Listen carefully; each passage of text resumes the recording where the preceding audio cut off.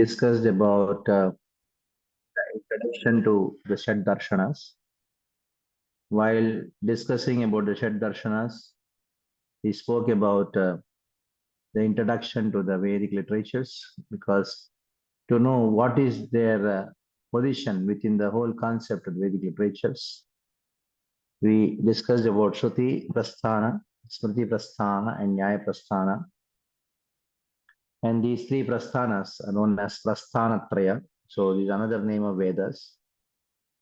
And we discussed that how the Shruti consists of Brahmanakas, Aranyakas, Samhitas, and Upanishads. And what are the distinction between these? The four Vedas, what is the content available now? What is the difference between Shruti and Smriti? And also we discussed about what is the content within the Smriti Shastras, that is Vedangas, the 6 Vedangas, the 5 Agamas, then the Pancharatras, the 18 Puranas, Itihasas was the Kavyas, the Tantras. These are the categories within the Vedangas or the Shruti, Smriti Pramana or Shruti Prasthana. And there's something called Nyaya Prasthana also. Nyaya is very interesting subject. Nyaya means philosophy, logic. And if somebody is not agreeing on what to be done, and he doesn't ask a question how to do, then naturally we had to see that, explain to him why you have to do. And explain to him why you have to do, then we had to get into Maya, Nyaya. Nyaya is, the purpose of Nyaya is to explain to people why to do things. And the whole explanation of why, that is called Nyaya Prasthana, a philosophy. And within the Nyaya Prasthana, or the Nyaya Prasthana bases themselves on Upanishads. And what are these Upanishads? They are the most important part of the Vedas. And these Upanishads are called most important part of the Vedas, known as Vedanta. Why? Because they talk about how to get out of this world. And all the 6 systems of philosophies, the whole purpose is to give liberation. But somehow they have a misunderstanding of this topic called liberation. Somebody concluded just to become matter is liberation, Nyaya Vaisheshikas. Somebody concluded that reduction of the miseries itself is liberation. Like that, somebody concluded enjoyment in this world and the next world is liberation. So each one had their own ideas of liberation. Basically, every human being is trying to achieve 2 things: Anishta Nivritti and Ishta Prapti. Anishta Nivritti means to give up all the anishtas, all the sufferings. And Ishta Prapti means what? To attain happiness. Destruction of misery and attainment of happiness. These are the 2 primary goals of every human. So all these philosophers, they inquired into the Upanishads and came up with different philosophies. They studied the same Upanishads. And Gautama came up with Nyaya, the philosophy of Nyaya. Kannada came up with the philosophy of Vaisheshika, Nyaya Vaisheshika. Sankhya, Kapila came up with this philosophy of Sankhya. And Patanjali came up with the philosophy of yoga. Jaimini came up with the philosophy of Purvamimamsa or Karmamimamsa. And Vedavyasa came with the philosophy of Vedanta, but later on, Srila Shankaracharya, he gave a Mayavada commentary onto this Vedanta Sutras. So in this way, if you take up the Shankara's commentary of the Vedanta Sutras as one of the six systems of philosophy, then it becomes six. 5 plus 1 becomes 6. Now, of course, there are 4 other acharyas who gave Vaishnava understanding for the Vedanta Sutras. And summarizing all the 4, Baladev Vidyabhushan Prabhu gave Govinda Bhashya, which is the Gaudiya Vaishnava Siddhanta. In this way, we find that how the whole tree of Vedic literatures in the Nyaya Prasthana, the Ṣad-darśanas come into picture. That was yesterday's first session. Yesterday's second session was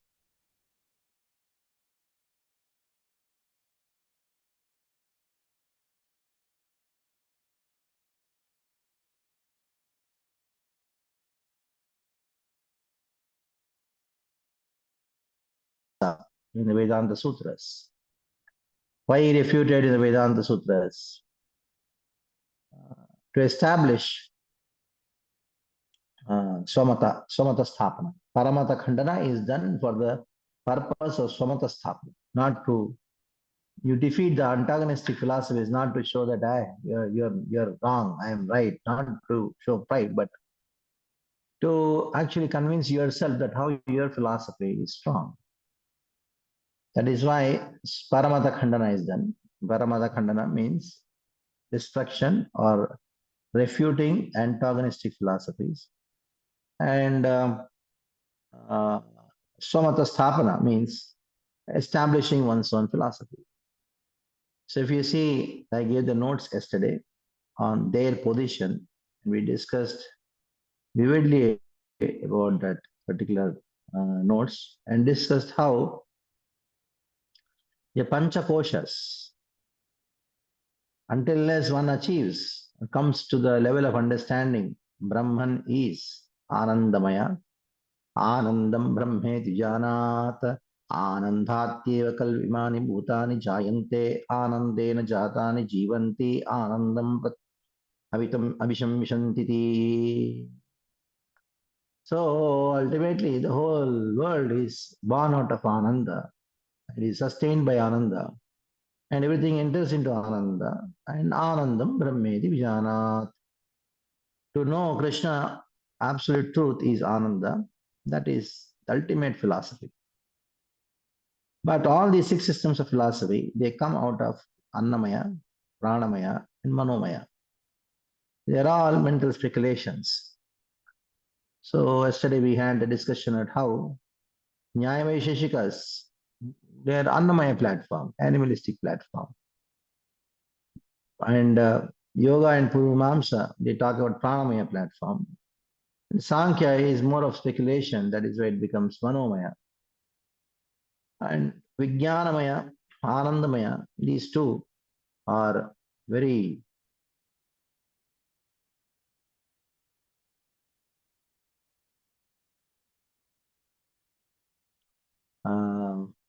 interesting. The distinction is knowing I am not this body, I am spirit soul.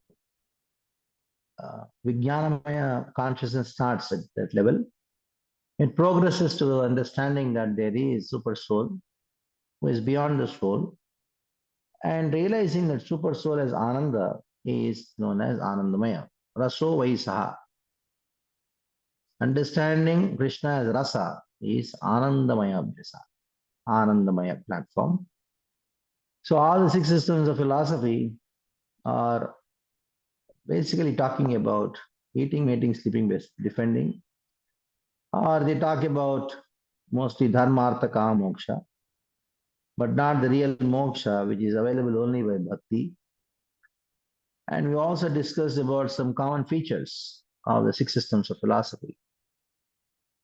I think I did not emphasize on this point. in that notes, it is there, just see. If you go down to the pages, you will have these common features of six systems of philosophy. That is, they accept Vedic authority, Veda as authority.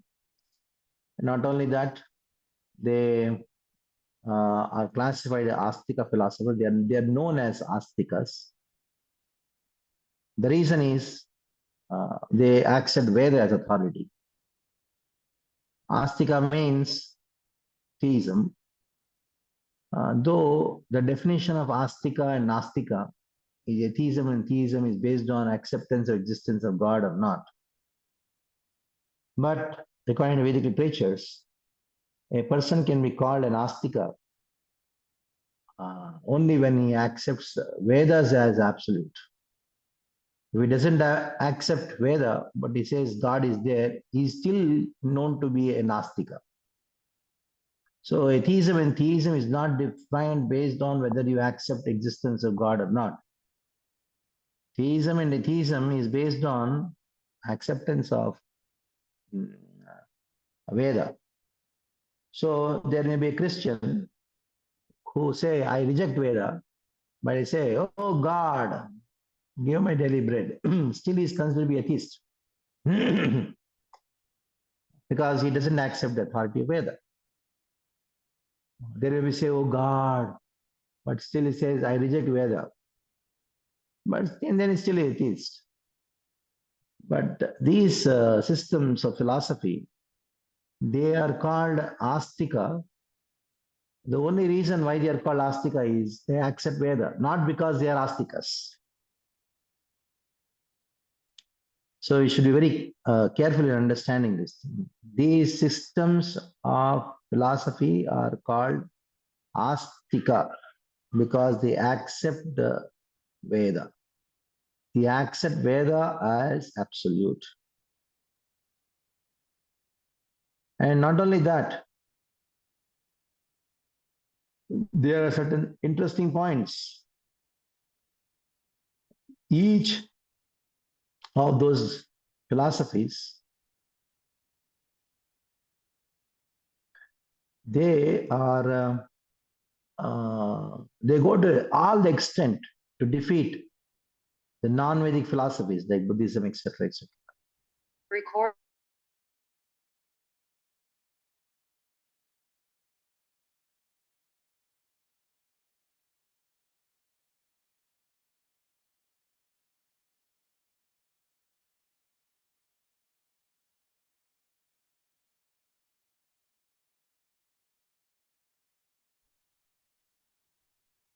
Maharajji, your voice is not coming.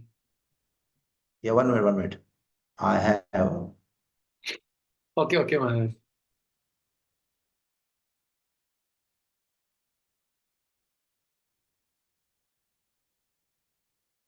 Yes. Now able to hear? Yeah, because I was just waiting for another network to come. It has come. You're able to hear now? Yes, Prabhuji. Yes, Maharaj, we are able to. Okay. So,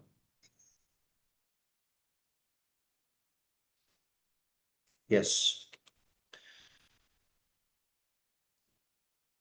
And ultimately, all the Vedic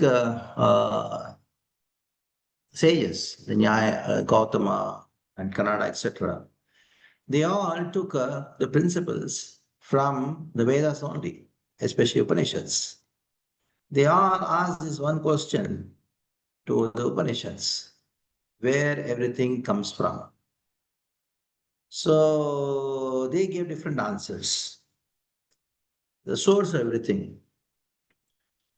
Then they all accept existence of God, existence of soul, but their definition of God, soul is all different.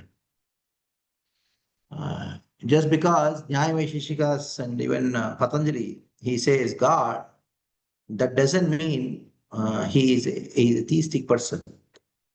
They all say soul is there, but their idea of soul is kind of Nyaya Vaisheshikas. They say soul is there, but their idea of soul is as good as a stone, as good as it is matter. The soul is made up of atoms.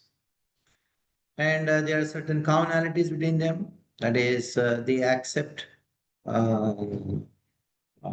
physical bodies, reincarnation. Everybody accepts reincarnation. And they say the goal of life is to give up suffering, and that is liberation. And they always talk about sense control, sadhana, etc., etc. So these are the commonalities what we find in the six systems of philosophy. And of course, we had a long discussion about how the six systems of philosophy are described in the Bhagavatam. How it is described in the Bhagavatam, because Srila Prabhupada himself has said that one has to be conversant with the six systems of philosophy to present Bhagavatam in defiance with the atheistic views. When you know theism can be presented very nicely. So I gave many examples of how, if you want to learn what is Mayavad, better come to Vaishnava. And Paramata Khandana, when you want to increase faith in yourself and others who are following your philosophy, you should actually destroy the philosophy. Paramata Khandana, more than for defeating antagonistic philosophers and their philosophies, the Paramata Khandana is done to increase your faith in your philosophy. That's the purpose of Paramata Khandana.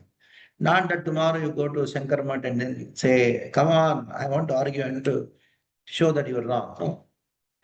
Because all the six systems of philosophy is there, they're all ignorance, organized ignorance. And this organized ignorance is there in our consciousness. Since organized ignorance is in your consciousness, this ignorance has to be removed by knowledge. So that happens by study of the six systems of philosophies. In what way? Not that you're going to study Nyaya or Vaisheshika or Sankhya. It is by doing Sadharma Pracha. That is how Vedanta Sutras, they dig deeper into ignorance to establish knowledge. So we discussed a few reasons why you need to be philosophical. If you're not philosophical, then very difficult to maintain Tridhata in Bhakti. So philosophy is meant to maintain Tridhata in Bhakti, and we emphasized on one last point yesterday, if you remember. The subject matter, the scheme, the way we are going to study is like Srila Prabhupada in the last line he says in the notes in the last line. So far Vedanta Sutra is concerned, Bhagavata is Vedanta Sutra itself. Bhagavata is a natural commentary on Vedanta Sutras. Therefore, one who has sufficient knowledge in Bhagavata, he has automatically sufficient knowledge in Vedanta Sutras. So, by studying Bhagavata, you are studying Vedanta Sutras. By studying Vedanta Sutras, you are studying the six systems of philosophy. Not only you are studying the six systems of philosophy, but you know how to refute them. Because Vyasa refuted the six systems of philosophy in Vedanta Sutras. Vedanta Sutra, Vyasa himself gave a commentary in Bhagavatam. So just by studying the Bhagavatam, you are actually refuting the six systems of philosophy and you're knowing what they are. So one need not really attend this course if they are studying Bhagavatam very sincerely. But still, it is recommended you attend. The reason is, suppose somebody comes and presents a philosophy, you should know what kind of ignorance he is speaking. Like, you know, somebody has come, he is not well. But if you're a doctor who are willing to give some medicine to him, you should know what kind of illness he has, what kind of virus he has. So if you are a preacher and at the level of advising others or trying to remove the doubts of others, Or if somebody had some doubts and one preacher is not able to remove those doubts and answer those questions, then you need to know, oh, it's Sankhya, he's speaking yoga, he's talking about atomic theory. So you need to refute. When you know the virus, when you diagnose the disease, it is easy to give the medicine. So in the same way, when you know these 6 viruses, easy to recommend the answers, or easy to give the answers. Especially for preachers, it should be not like Srila Prabhupada. He was the encyclopedia of 6 systems of philosophy. Nobody in the planet actually knows 6 systems of philosophy better than Srila Prabhupada. Nobody knows about Nyaya better than Srila Prabhupada. Why? Because he knows the Bhagavatam. When he knows the Bhagavatam, then actually he knows the Vedanta Sutras. He knows the Vedanta Sutras means he knows the 6 systems of philosophy. That's the whole idea of our course. So now, how to share the screen? Yeah, screen share.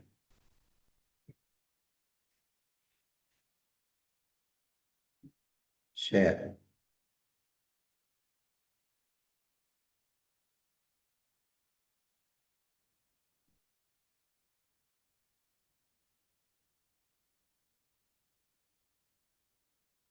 So are you able to see the screen? Yes, Maharaj. Yes, Maharaj. Yes. Nyaya.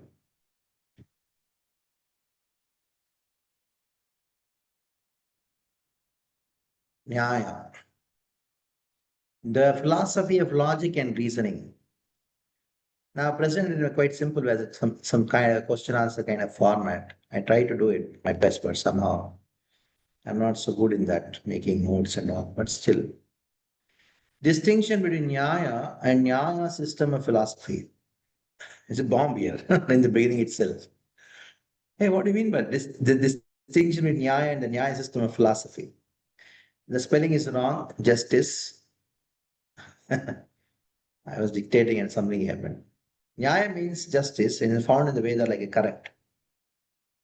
See, in simple terms, Nyaya, maybe say, मेरे साथ अन्याय हुआ, मेरे साथ अन्याय हुआ, मुझे न्याय चाहिए. So in simple terms, it is justice.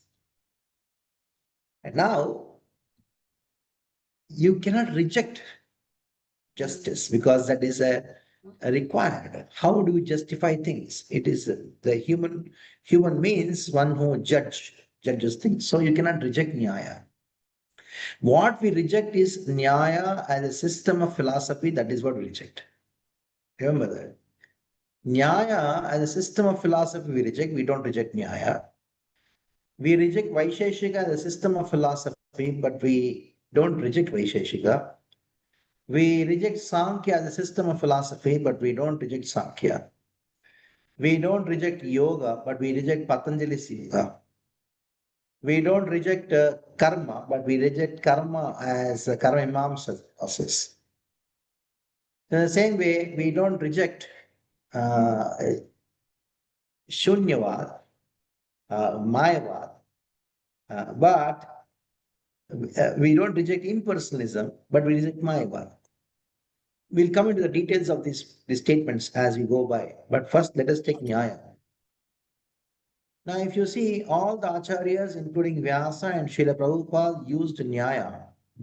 See, all the acharyas, including Vyasa and Srila Prabhupada, used Nyaya. Logic. If you read Srila Prabhupada's small books, Life Comes from Life, Perfect Question, Perfect Answers, Srila Prabhupada used the principles of Nyaya to such an extent, even Gautama would have not imagined about it. Cutthroat logician, Srila Prabhupada. Yesterday I gave a hint of his logical expertise. Kotowski, who is a very big scholar, when he asked Srila Prabhupada, we believe in nature, and Srila Prabhupada said, whose nature? Gone. One line enough. When I read Srila Prabhupada's arguments and refuting the atheistic philosophers, atheistic philosophies, I remember Sripad Madhvacharya.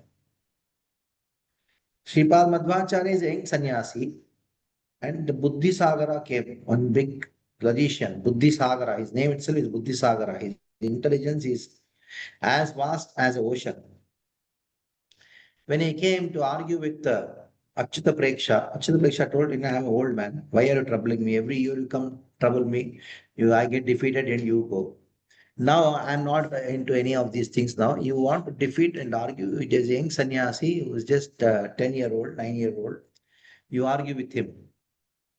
The Madhvacharya was sitting and Buddhisagara was sitting. Buddhisagara, he challenged Madhvacharya, can you refute what I say? Then Madhvacharya said, okay. And Buddhisagara told, he was a Buddhist. So then he told, everything is nothing. Then Madhvacharya told, that means what you are saying is also nothing. He refuted his philosophy of Buddhism by his own words. Just see, when he says everything is nothing, what does it mean? Everything includes everything. What he's saying also. This is how whole Buddhism is destroyed in just one line. If you say everything, there's nothing, okay, what you're saying is also coming under everything, that's also nothing. Over. Then Buddhisagara told, I think the time is not proper today. Tomorrow we'll do the argument. Advaita told, no problem with the time. It's very auspicious time. Everything is there. No. I feel the time is not proper. We'll do argument today, tomorrow. So he went for argument.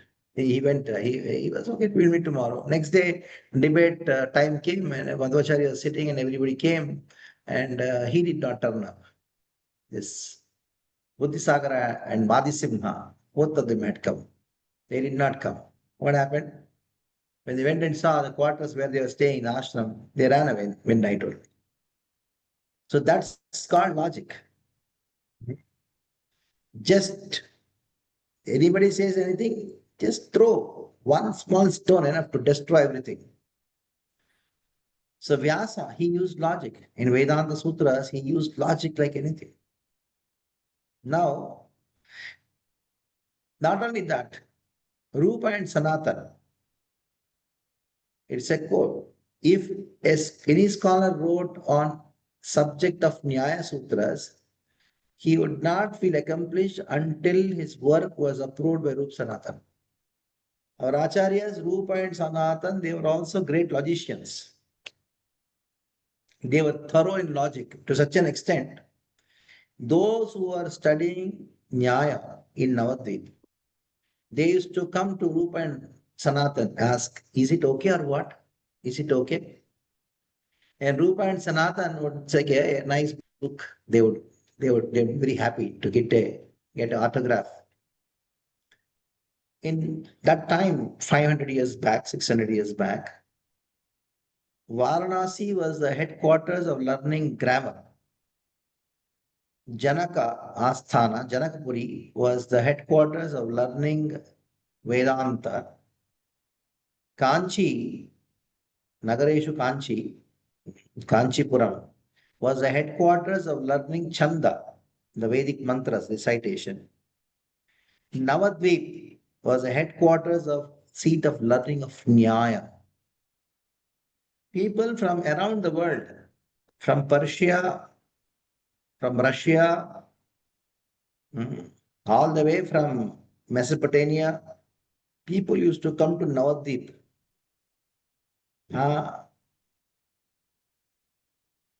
to learn Nyaya Shastras. Gautama's Nyaya, at the same time Navya Nyaya. And our Prabhu, who is he? Chaitanya Mahaprabhu himself is a great Nyaya. Nimai Pandit. He was known as Pandit because he was very great teacher on Nyaya Sutras, Nyaya Shastras. Now, as I've told, Vedic Nyaya is like a current. Like all the bulbs are glowing, your computer is working, your mobiles are working, fan is working, AC is working because it's like a current. So Nyaya is, there's no problem with Nyaya. But to accept Nyaya as a process of realization of the absolute truth, that is the problem. The problem is not with logic. But when you think by logic, I will understand Krishna. I'll come to know the truth. And that is the problem. But Nyaya should be there. Logic is there. Like you see, there is a quotation in the Hari Bhakti Vilasa. Very interesting, you should know. Spiritual master should be a very good logician. That is what Narada Pancharatra says. Yo vakti nyaya rahitam, yo vyakti nyaya rahitam, anyena anyayena shrunoti yaha, tva ubhau narakam ghoram, vrajataha kalam akshayam. Just see. A spiritual master who speaks wrongly, without logic,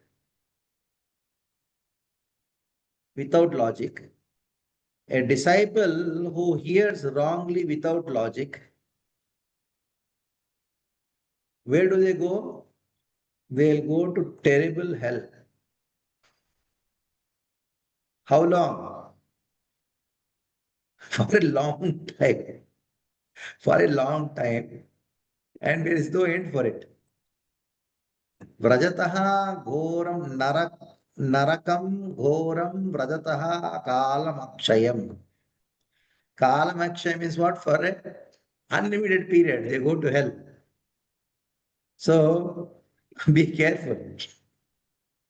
Don't have a guru who just speaks, who doesn't speak logically, and neither you will go to hell, you will also go to hell.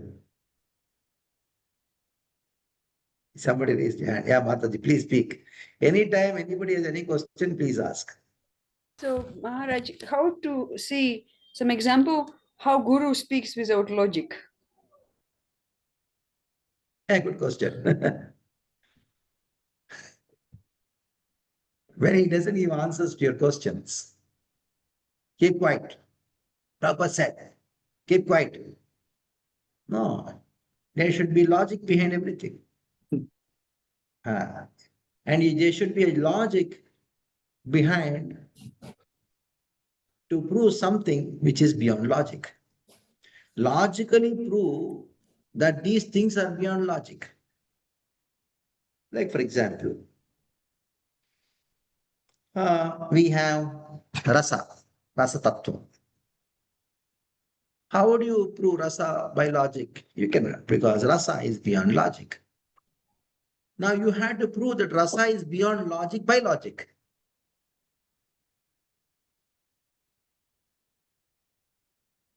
So that's how you do. That is the reason Srila Prabhupada is a perfect guru, because he has perfect questions, perfect answers. Just imagine Srila Prabhupada when he was giving pravachans around the world, wherever he went. After the pravachan, after the class, he told, any questions? Just imagine how daring this personality is. And anybody asks any question, he had an answer for it. Just see, Srila Prabhupada answered every question, not only logically, but also giving so many examples. Actually, one of the most important aspects of Nyaya is Udaharana. You give examples. Now, the practical application of Nyaya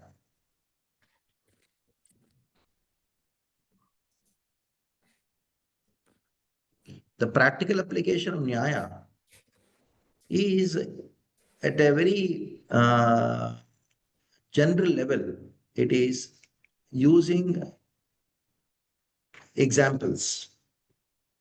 So there are more than 64 examples or nyayas by which you explain certain things. Chandropashaka Nyaya. So when a so-called teacher who would just say anything and would not have a logical connection between what he says, and then it should be understood that he is illogical. So I'm just giving the verse which says in the Narada Pancharatra. It is not found in some Dharma Shastras or some other Shastras. Our Shastra is Narada Pancharatra. That also talks about this verse. From that scripture, you get this verse. Yo Yakti Nyaya Rahitam Anyayena Shrunoti Yaha Ta Ubho Narakam Ghoram Vrajataha Kalam Akshayam. The scriptures, when they say a verse, it means there are some people who are just anyayena shrunoti.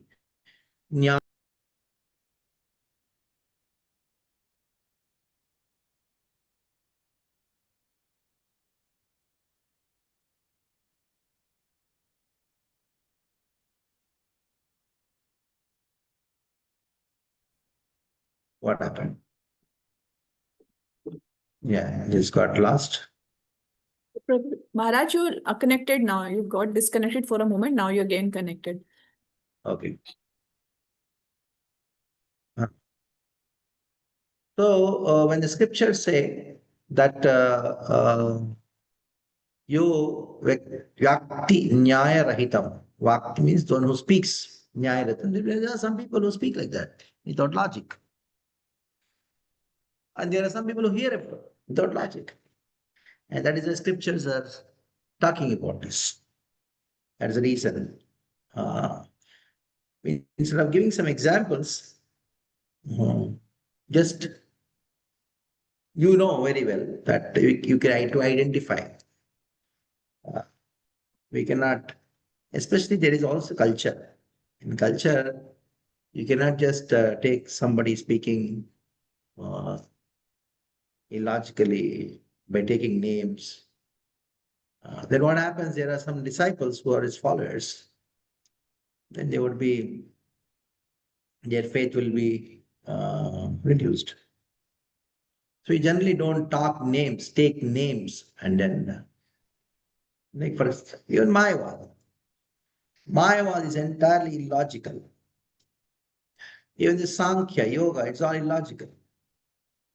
So we have to use logic to prove it's illogical. When you say that, which guru has spoken, and better not to talk individuals, talk about philosophy itself, where it is illogical. Like when Maya is covered by Brahman, it becomes Ishvara. That is Mayavad. Now, just imagine how much logic has been used by our acharyas to refute this philosophy of Maya. Okay? Mataji, is it okay what I spoke to you as an answer to your question? Yes, it is more. It became more clear. So, Yeah. but about disciple who hears, it is just means. Here it means it's just hearing the person who speaks without logic, or also not processing logically. How to now apply this to disciple? He has to process things logically. Logic is energy. See, the 6 systems of philosophies are energies which can be used in Krishna's service.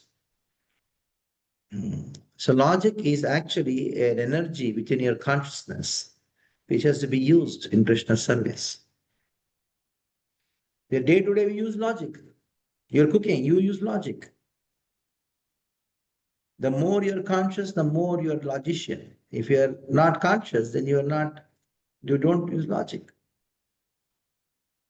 It is not just logic, is not just meant for some particular debate. Now you want to catch a train, don't use logic. You want to write something, don't use logic. You want to make a travel plan or not using logic.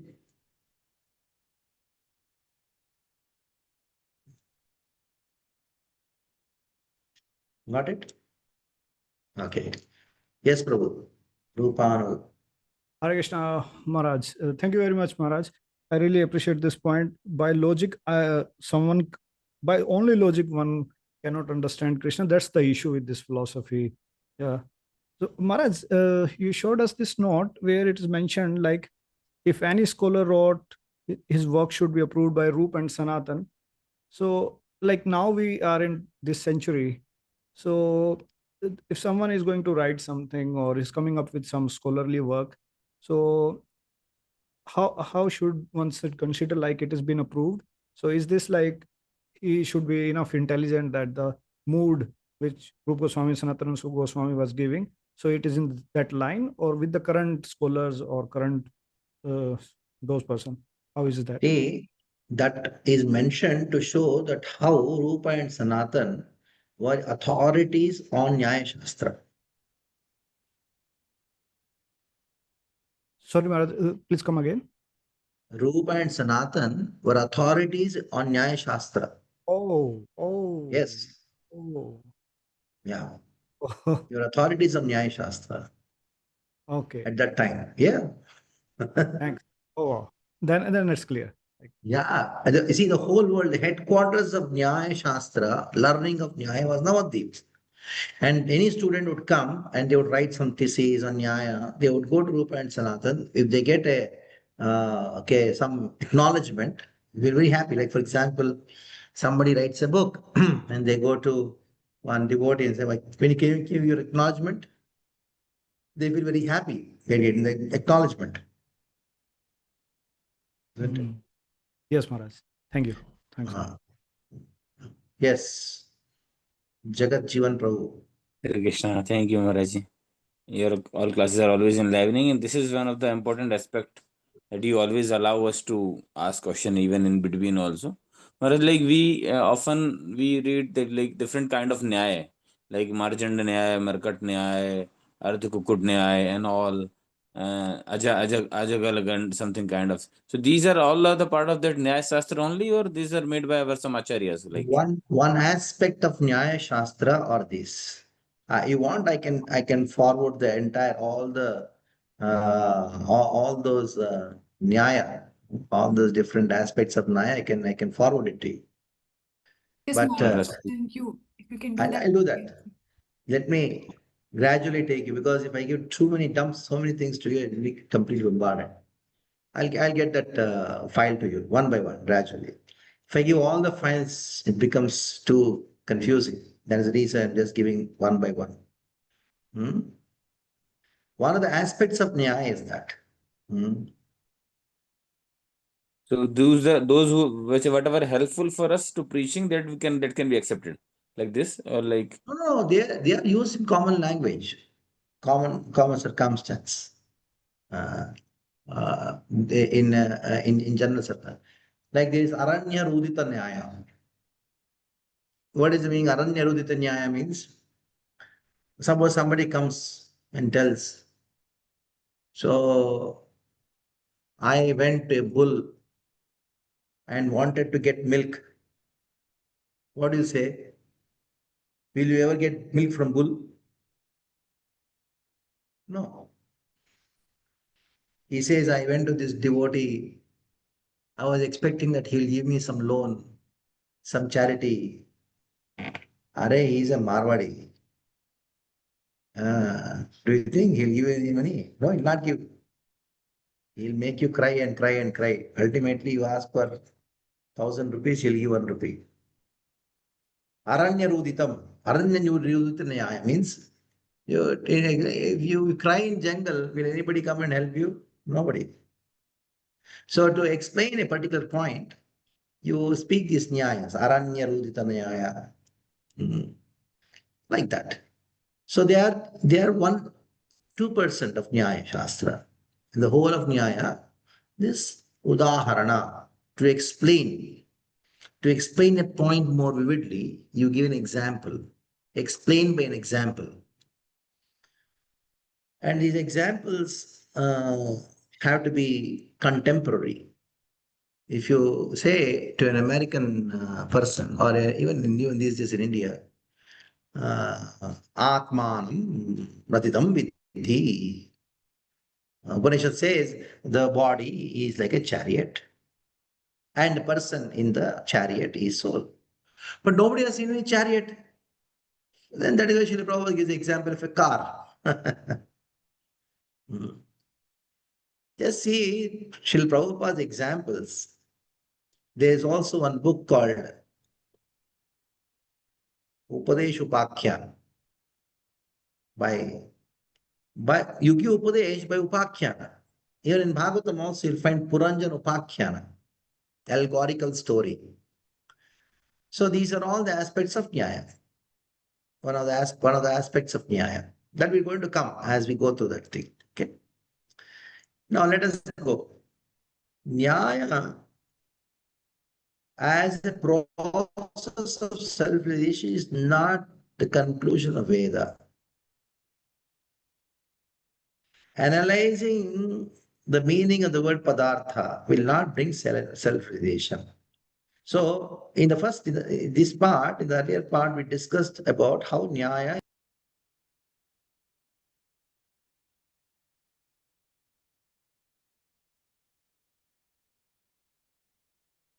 But to think Nyaya is a process of self-realization, that is what is not really appreciated. Nyaya cannot be the process of self-realization. Okay.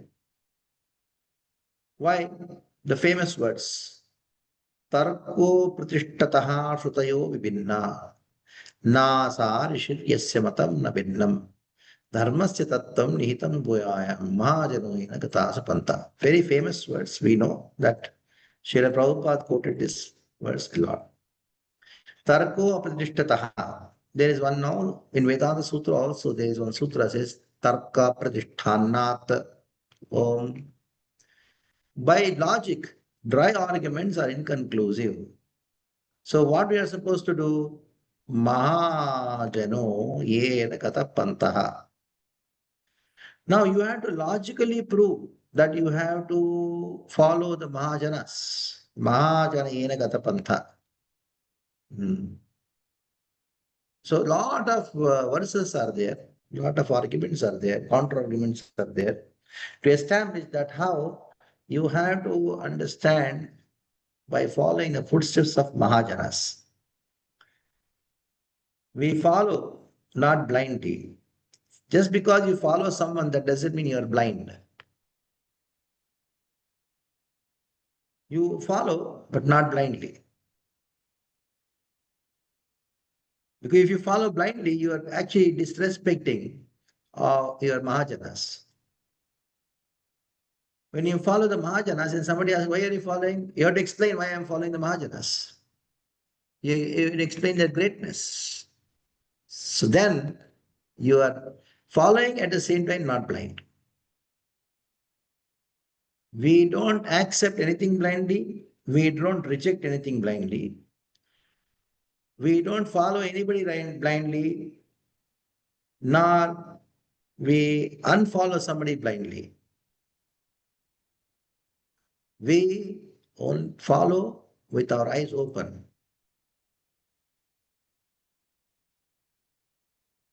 That's the whole subject here. Next. Who established the system of Nyaya? Now when we say Nyaya, you talk about system, a system of philosophy of Nyaya. Who established? The Nyaya system of philosophy was established by sage Gautama. Sage Gautama. And he was also known as Akshapada. Akshapada and Dirgha Tapas. There's some information. These are the two names which he had, Akshapada and Dirgha Tapa. By names you can know that how Gautama was meditating on his feet, looking at his feet constantly, Dirgha Tapas, for a long time he was doing tapasya. So this Akshapada and Dirgha Tapas are the other names of Gautama. Now we know who is Gautama very well. Gautama is to whose house Lord Ramachandra went. Lord Ramachandra was going towards Mithila. Vishwamitra was taking Ram and Lakshman. And on the way, so many ashrams came, so many things came. Vishwamitra was talking so many things. But somehow he was directly going towards Mithila. And Lord Ramachandra reminded Vishwamitra, Kimidam Nirjanam Manam. Oh, then Vishwamitra thought, oh Lord, Rama, he reminded me, very nice. Let me go, take you there. Then he explained the entire Gautam Vrittanta. Gautama's son is Shatananda, who was a minister in Janakpuri. And in his line comes Kripacharya. So he's a very great sage, self-realized soul. You may say, why did he write this philosophy of Nyaya? Because Krishna uses such self-realized souls to manifest certain philosophies like this, like he used Lord Shiva, and who came as Shankaracharya to establish the philosophy of Nyaya. So don't offend Gautama for writing philosophy of Nyaya. Like don't offend Lord Shiva by saying, hey, Shiva is a Mayavadi. Bapre Bap. He is Vaishnavanam Yatha Shambhu.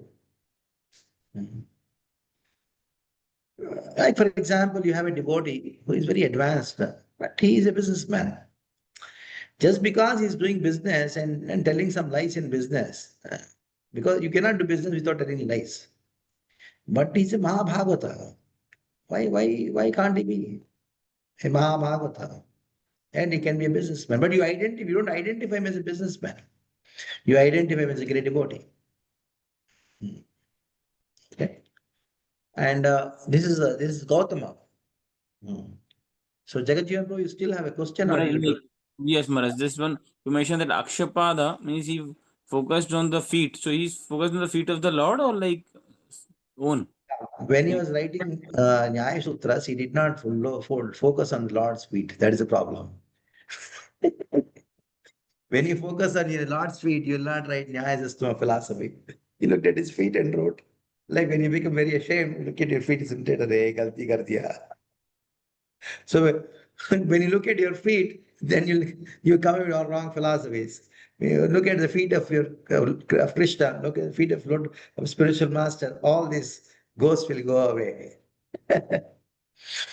So when he wrote, he was known as Akshapada because he brought out the philosophy of Nyaya by looking at his feet.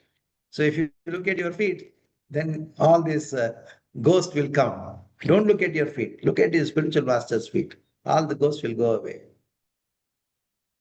Again. And this Nyaya has many names. So I listed few names. Tarka Shastra, Anvishiki, Akshapada system, Hetu Shastra, Vidya, Pramana Shastra, Tattva Shastra, Vadartha, Pakkika Shastra, and Nyaya Vidya. These are the names.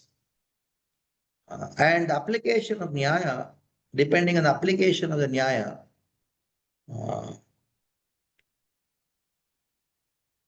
these system of Nyaya philosophy take different names. Application of Nyaya. Tarka means the science of reasoning. The cognition in your consciousness, that is called Nyaya. That is called Tarka.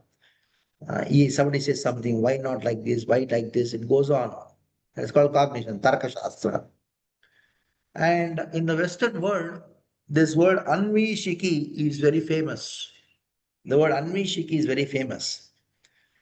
Critical analysis of any subject matter is called Anvishiki.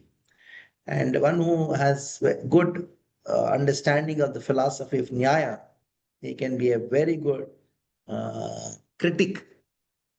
Very good critic means he can have a critical analysis of a subject.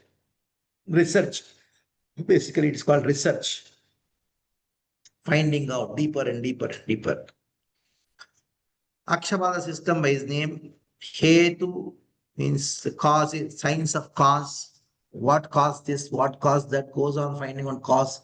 What is the cause of this? What is the cause of? Ultimately, you come to Krishna, cause of all causes. But those who follow this system of philosophy, they don't come to Krishna. They find an atom.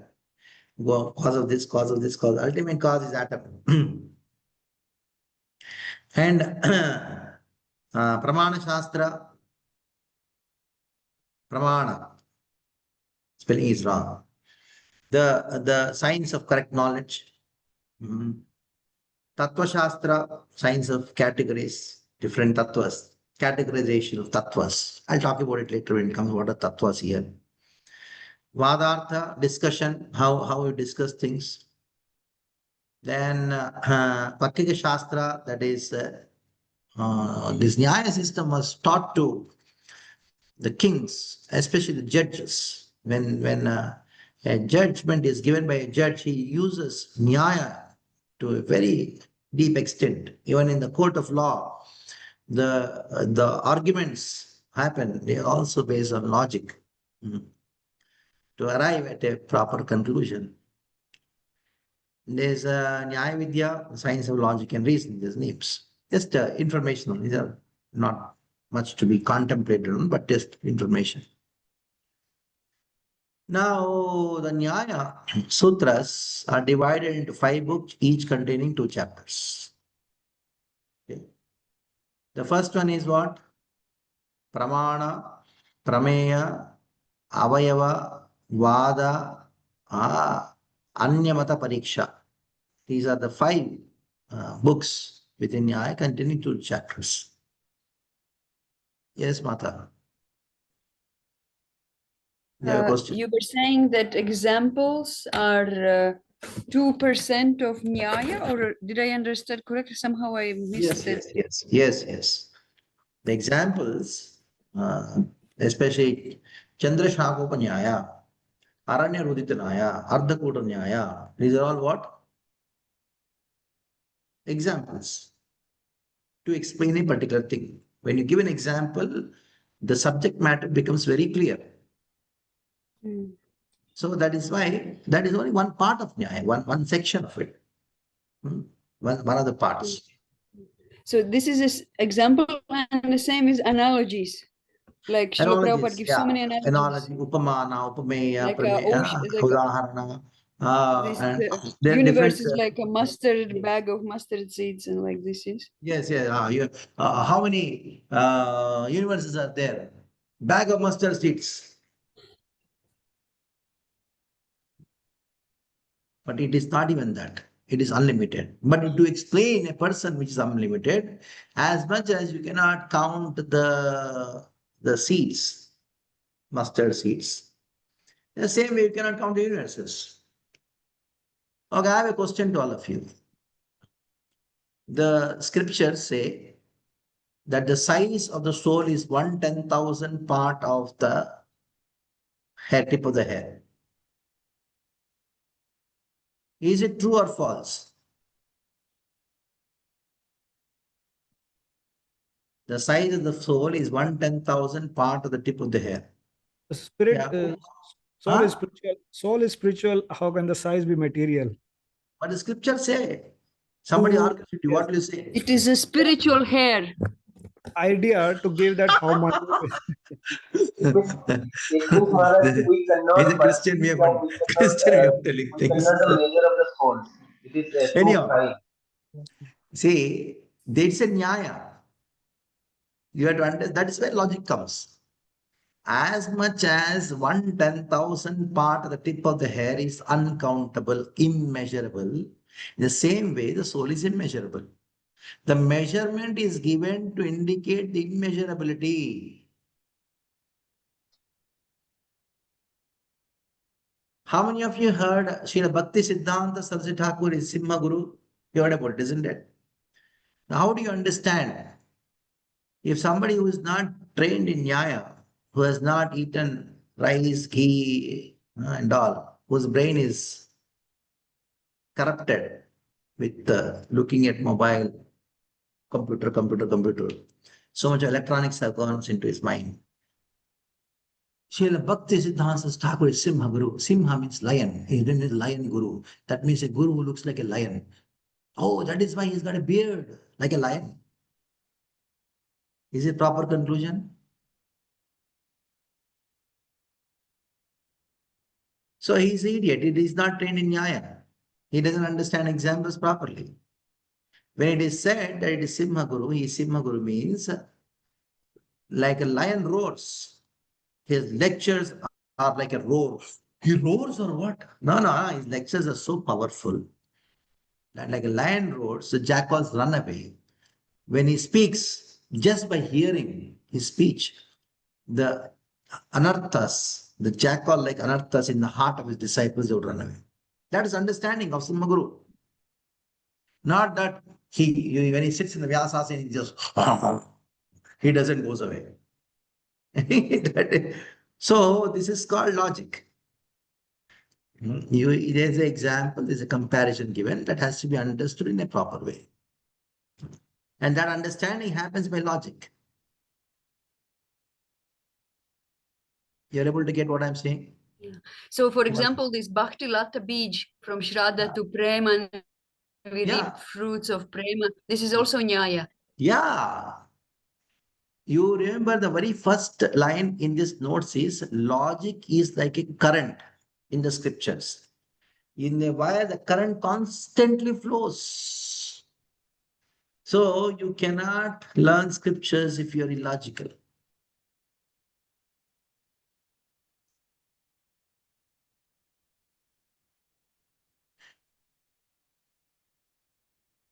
Okay? Got it? Bhakti Lata Bij. My spiritual master took a seed. He put it in the heart and then he started watering. What is this?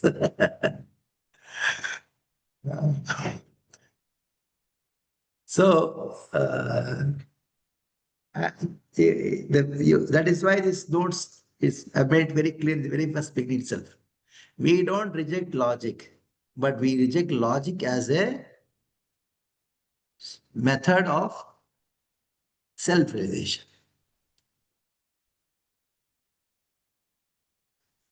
Okay?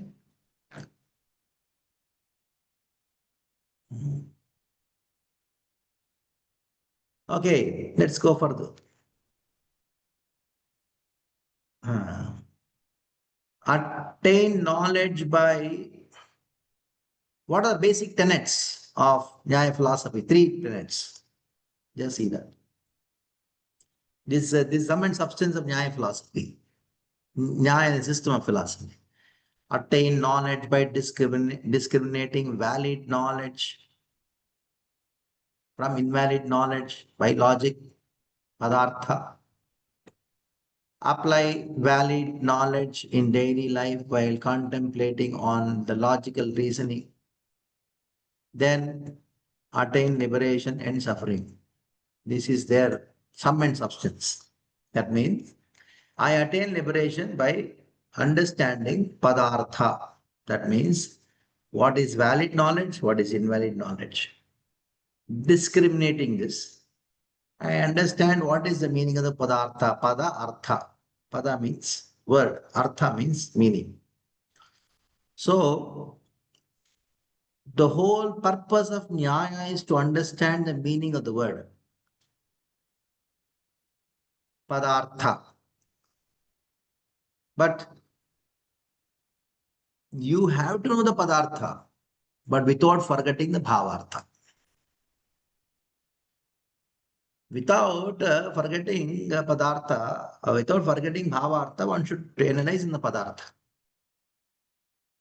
Like for example, Krishna.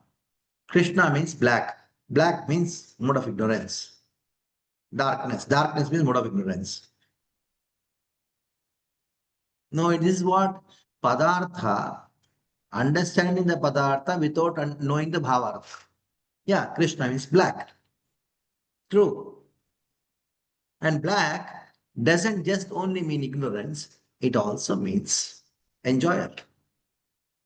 So Krishna is the ultimate enjoyer and his enjoyment is transcendental. So just see the same word Krishna, you go in one direction, you land up in theism, you go to hell. You use the same logic in a proper direction, then what happens? You go to spiritual world. Got it? Anyhow, so it is good I speak as less as possible, by which I'll not I'll confuse you as less as possible. This is Nyaya. Okay, first words of Nyaya Sutras. I've just taken that. In Nyaya Sutras, there is 16 Padarthas. Let us see. These are 16 Padarthas. Pramana, Prameya, Samshaya, Prayojana, Dishtanta, Siddhanta, Avayava, Tarka, Nirnaya, Vada, Jalpa, Vitanda, Hetva, Bhasha, Chala, Jati, Nigraha, Chala, Jati, Nigrahasthananam, Tattva Jnanam, Shreyasa, Adhi. Come on. So, by studying these things, what are they? Pramana. Next, Prameya. As I go further, first I'll talk about these two, Pramana and Prameya. Don't be afraid of these terminologies. Pramana means knowledge. Prameya means object of knowledge. Like you have milk and a liter jar. Liter jar is Prameya. Sorry, Pramana. Prameya is milk. You have a table and you have a scale. The scale is known as Pramana. By the scale, what you want to measure, that is Prameya. What you want to know, that is Prameya. So Vedas are Pramana. Who is Prameya for us from the Vedas? Sarvescha Vedes, Ahame Vedyo Krishna. Krishna becomes Prameya, Veda becomes Pramana. So, the Nyaya Vaisheshika, these two systems of philosophies are like brothers. Nyaya focuses so much on Pramana and Vaisheshika focuses on Prameya, object to be known. So, Pramana has been very thoroughly discussed in Nyaya Sutras. Prameya is thoroughly discussed in Vaisheshika, which you're going to do tomorrow when we personally meet. Samshaya, I'll talk about each one gradually. You get the words proper. Samshaya means doubt. And there's Prayojana. And then Drishtanta, example. As was somebody was asking, Mataji was telling that example, that's only 2% of it. Then Siddhanta, conclusion. Then you have Avayava, limbs. Then you have Tarka, discussion. After discussion, you come to a Nirnaya, conclusion. And there is Vada. There starts the problem. I am right, you are wrong. Then there is Jalpa. Change the subject matter every time. Go on changing subject matters. Vitanda, to prove the other person wrong. Then there's hetu, cause. Hetu abhasha is one. Hetu abhasha. And there is chala, cheating. Jati, Nigrahasthana. So these are 16 items. I'll just get back to you.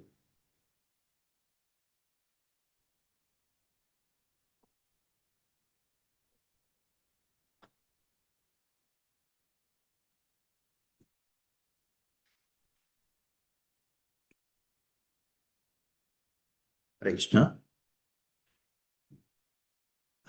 Yes.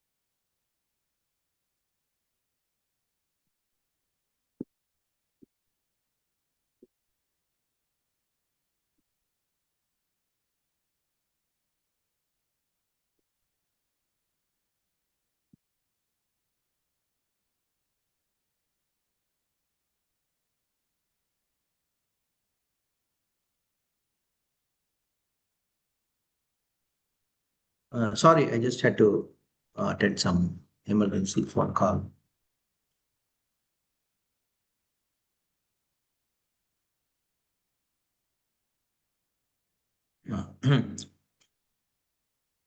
So, yeah. Are you still able to hear now? Yeah.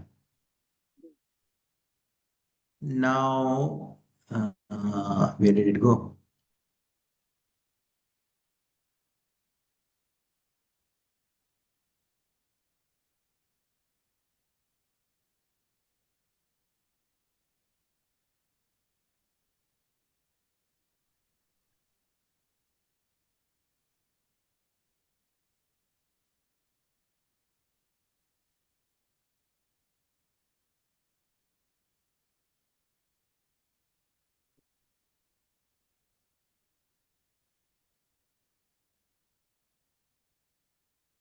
Yeah.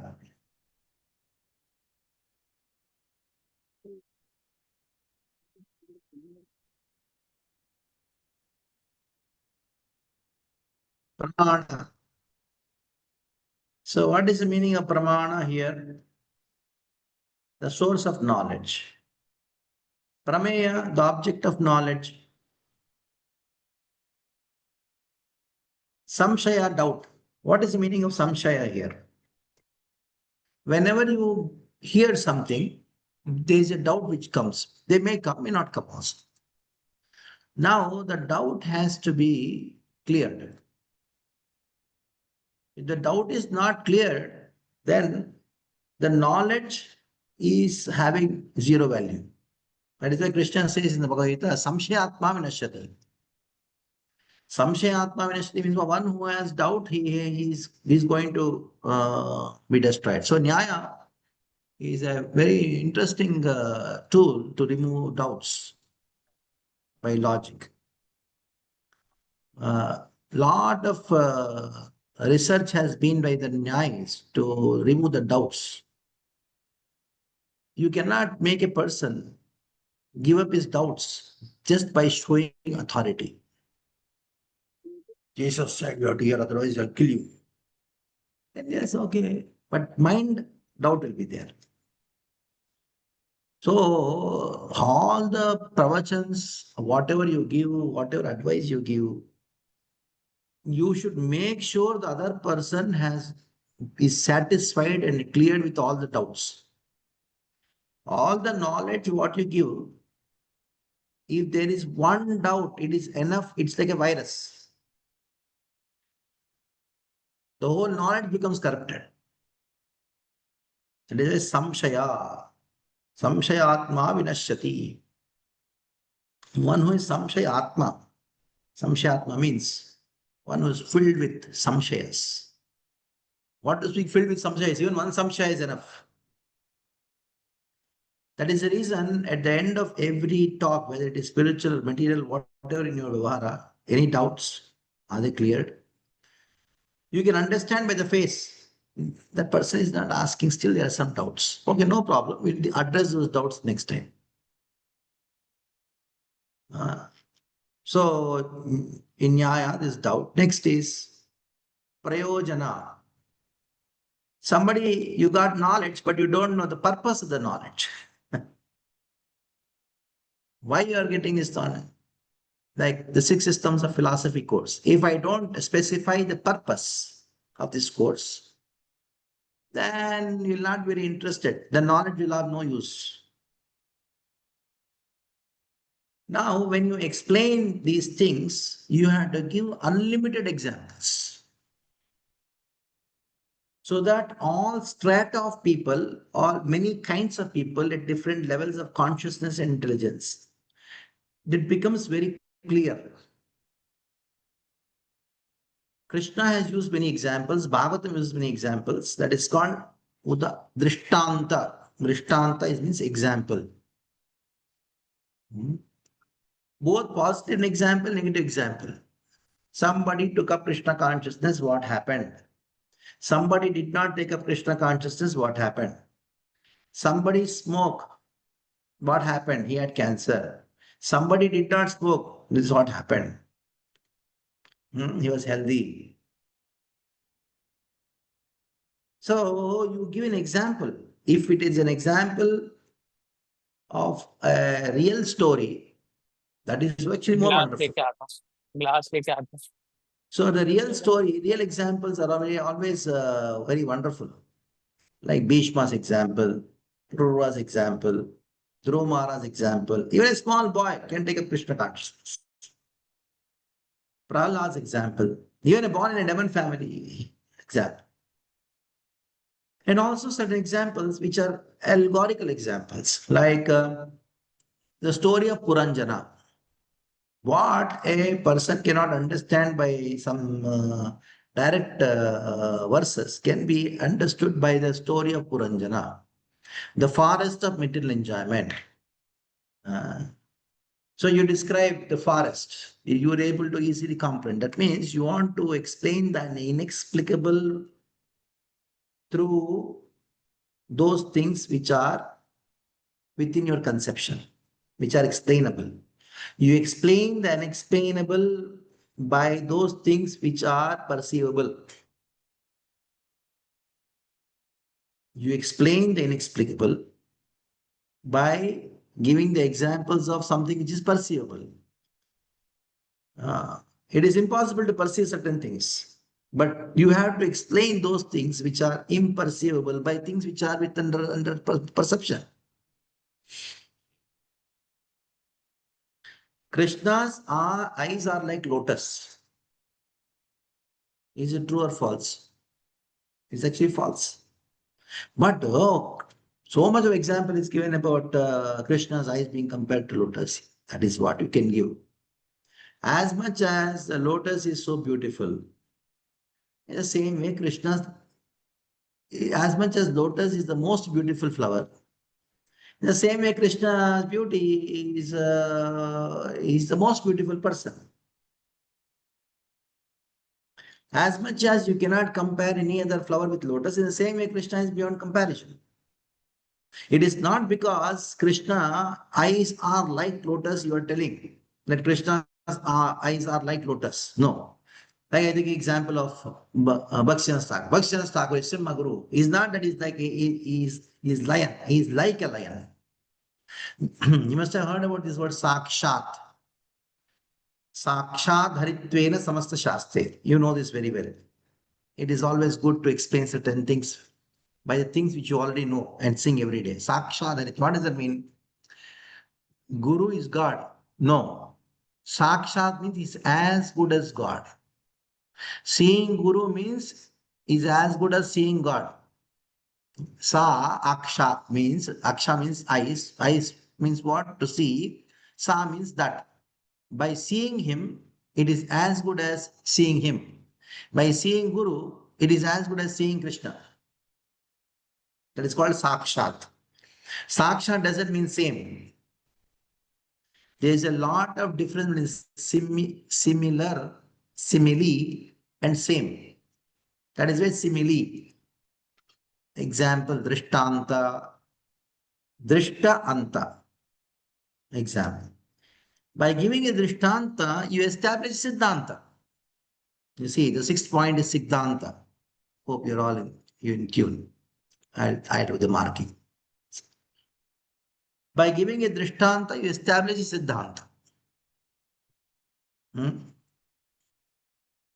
If you are trained in Nyaya, you will become a very good teacher.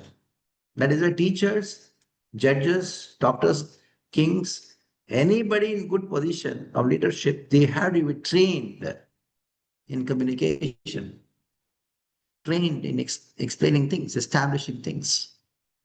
Then there's Siddhanta, there's a doctrine. And now, when you establish the Siddhanta, there are some Upasiddhantas which come out of it. Avayavas, they are known as Avayavas, limbs of inference. And now comes Tarka. There will be Apasiddhanta. There will be somebody, you say Krishna is the supreme absolute truth. Somebody says, no, I heard Shiva is the absolute truth. Then you do Tarka. So Tarka means the whole purpose of Tarka is both are trying to know what is truth. And once the truth is established, both are accepted. Tarka is very good. It's positive. Finding the truth. That's called Tarka. And after finding the truth, both of them say, Niranaya, we accept this is truth. Then now comes, if you have got a person who is a crooked person, who is not interested in Tarka, he is interested in what? Vada. He's interested, he wants to defeat you. His purpose is not to know the truth. You'll find such people. Gautama says you'll find such people. For them, you have to be very much trained in Vada. Means his idea is not to know the truth. His idea is to defeat you. So what we should do? We should defeat the person. It's called Vada. And then comes Jalpa. Jalpa means what? Just gossip. Just say. Just say. When you find somebody who is illogical, you use this Jalpa for him. Srila Prabhupada used this Jalpa very nicely.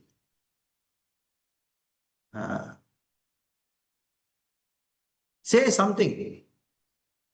It is wrong actually. You say something wrong to establish right. It is called jalpa. Somebody asked Srila Prabhupada, how many disciples you have around the world? At that time, the movement was only few months, 6 months only. Srila Prabhupada, full time? Yes, full time, 10,000. He did not have 6 disciples, but he told 10,000. So it is foolishness to ask Srila Prabhupada. He was just on a 6-month-old movement. And he just want to make fun of Srila Prabhupada. Prabhupada knew very well. So what did he say? He just told something wrong. 10,000 disciples. Of course, he could see in future there are 10,000 disciples are going to come. So sometimes when a press reporter comes and asks you, how many people are there for the Rath Yatra festival? There are only 2,000. But you say what, 50,000. You will say, being a devotee, you told a wrong figure, Prabhu. He's a press reporter.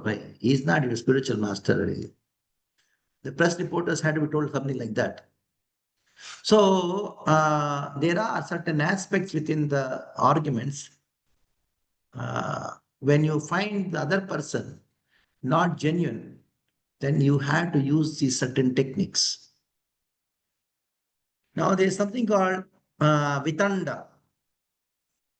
You tell exactly opposite. Exactly opposite.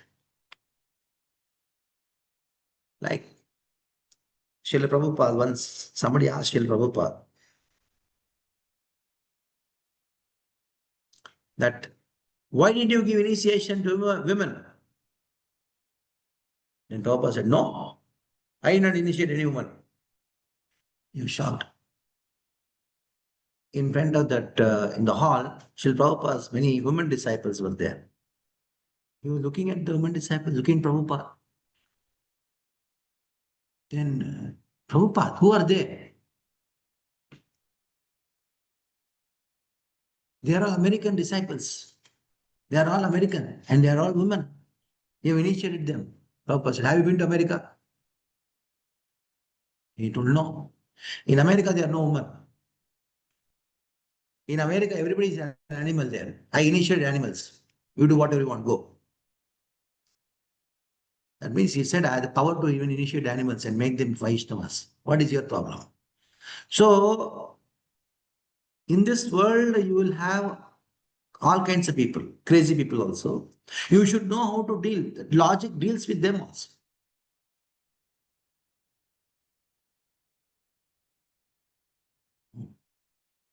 Like your wife says, serving prasadam, how is it? What do you say? Excellent, excellent. You should say that. So logic teaches you that also. It is not that only I only argue with you. Relationships also are maintained by logic. So every word and every sentence you speak, there is a process of cognition which goes behind. And yes, Chala, they ask you a question, you give an unfair reply. Chala. In Hindi, there is one word called chalu. Both chalu hai, isn't it? So the word chalu comes from the word chala. Means unfair perversion, unfair reply. Jati, Nigrahasthana. Jati is based on false analogy. I've always spoken about Jati, false analogy. You give a totally wrong analogy or misunderstanding of analogy, like Bhaktisiddhanta Thakur is being compared to Simhaguru. Totally false understanding of analogy. And there's something called Nigrahasthana. The ground of defeat. That means you bring a person to the point of defeat. Srila Prabhupada, very famous story. He had a conversation with the the car race person. There was a very famous car race person. Srila Prabhupada, first he spoke to him about only car race. He asked about who got the first prize, what do you do? And went on. He was so engrossed. When he was so engrossed in discussion with Prabhupada, then Prabhupada, I have a question. He told, yes. When you are driving the car, it's very fast. It's around 200 miles an hour. You're driving the car and there's a steep turn comes and the brake fails. What do you do? Then he said, at that time, I said, oh God, I think of God. Then Prabhupada, do you know who is God? I don't know. Better you know. And he spoke about Krishna consciousness. So you bring a person to a particular level where he can understand what you want to say. That is called Nigrahasthana. So these are the 16 aspects within Nyaya. In 16 aspects within Nyaya. The Anyamata Pariksha, balancing of example, as I've already described, Srila Bhaktivinoda Thakur being compared to a Sigma Guru, balancing of example, these are all there. I just gave these examples of Srila Prabhupada's conversations because Srila Prabhupada, he used the Nyaya and different kinds of arguments to establish Krishna as absolute truth, to establish Krishna consciousness. Maharaj, could you repeat that 15th point? I didn't catch it properly. That Jati. 15th point. The generality based on a false analogy. A false analogy.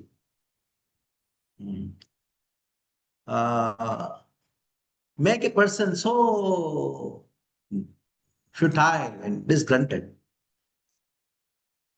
That is, how do you explain that? By a false analogy. I give the example of Bhakti Siddhanta Thakur being compared to Simha, lion. And what happens? He understands that means Srila Bhaktivinoda Thakur is like a lion. That is why he has a beard. Bhaktivinoda Thakur has a beard, lion also has a beard. So he's compared to a lion because both have beard. This is called false analogy. And you have to rectify it by balancing the examples. There are systems, Anyamata Parikshana, 24 systems of balancing examples are there. It's called Jati.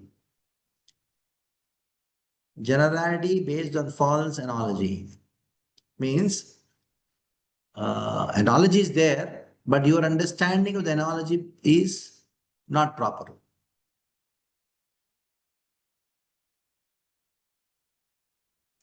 Like the famous example to establish Jagat Mithya, the world is false, is the rope snake example. Shankaracharya gives a false analogy. You're walking on the road, you saw the snake, but snake is not there. It's a false analogy. Madhvacharya corrects it and then says, no. Why did he think there is a snake? Because there's a rope. And explain the rope. So rope is real. Rope is real. But a snake is illusion. No, snake is illusion. Snake is not illusion. Why he thought the rope to be a snake? Because there is an understanding of a real snake somewhere else. He had a perception of a real snake. Otherwise, why should you think the rope to be a snake? So, this is the very Jati. Shankaracharya uses his Jatis to establish Jagat Mithya, and Madhvacharya clarifies it. This is one example for Jati. Like that, plenty of examples can be given. Like sometimes the Prabhupada says that there is this pot which breaks and the air goes in the sky. Is this something from Jati or no? Yeah. Because he said, but it's not true, you know. Padarthas, It's not. Padarthas. Yeah, that this. He said this analogy is not applicable because. Yes. You give a wrong example. You give a wrong example. The Mayavadis give a wrong example. Ghatakash, Patakash. Chidakash, Ghatakash. Sky is outside, sky is within the pot. Now the pot is broken. Then the sky in the pot and the sky outside becomes one. The problem is not the sky, the problem is the pot.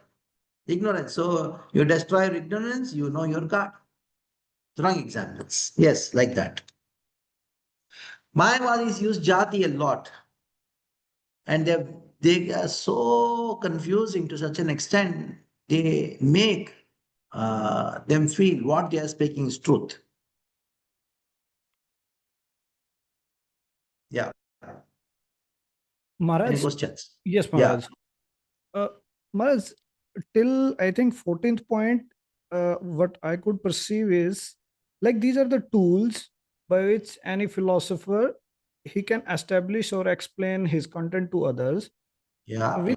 And what's happening over here is in the Jati, if I understood it clearly, in the Jati, a teacher or scholar, he is using to explain his right content by taking some false analogy and then clarifying it to audience that what is the right conclusion as a Vedic scholar, or you can say as a Vaishnava scholar. And what you just mentioned, like the same Mayavadi, they can take the same analogy, but they can prove something else from Yes, that. yes. So Yes. it is one of the, like, again, it is one of the tool a teacher is using to prove something, to educate his audience. Is it Yes, all right, Maharaj?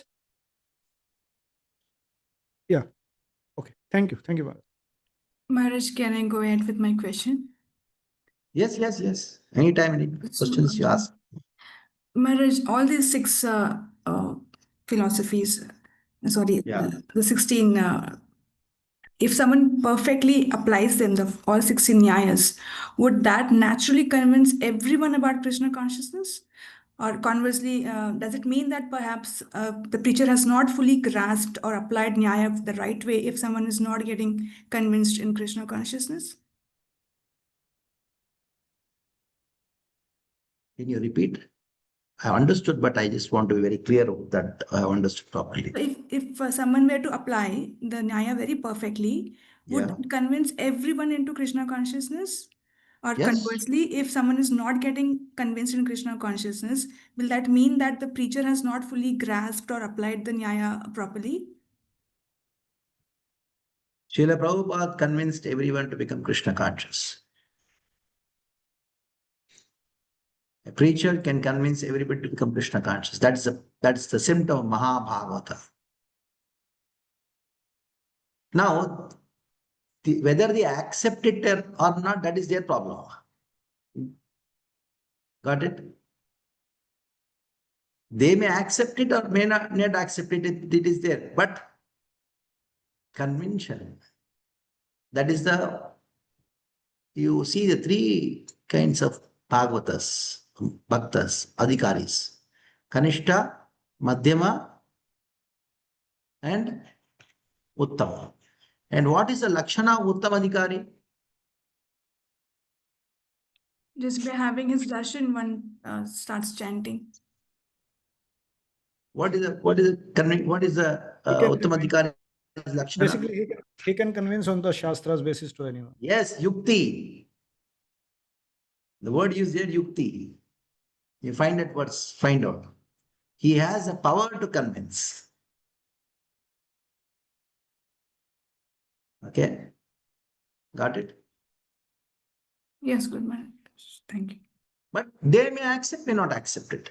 But the power is there to convince. Who could stand in front of Srila Prabhupada? Who could stand in front of Madhvacharya? Who could stand in front of Ramanujacharya? All of them just bowed down. Who could? Sarvata-acharya, he was totally convinced in front of Sri Chaitanya Mahaprabhu. Prakash answers, who had 5,000 sannyasi disciples, he was flat. In front of Mahabhagavatas, who are top convincers of people in Krishna consciousness, either people accept and surrender, either they accept and then run away, or they become frustrated, and run away. But they don't have anything to say to match the conviction in the presentation. Kotowski, big scholar. What happened to him? That is why I encourage everyone to read Srila Prabhupada's conversations. Small books, conversations. You will know who is he. Bhakti Thakur, who is he? Conversations.